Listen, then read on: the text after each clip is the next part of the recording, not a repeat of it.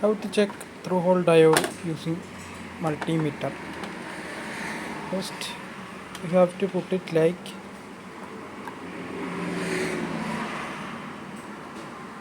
reverse bias.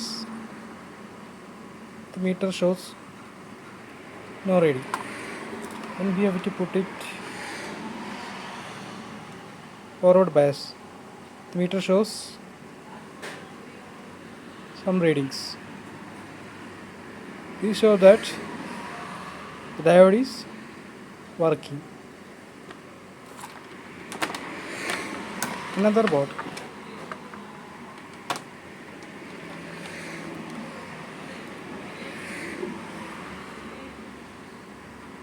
The reading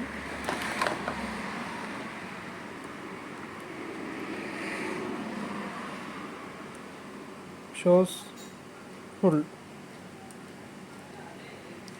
and reverse bias the reading shows it's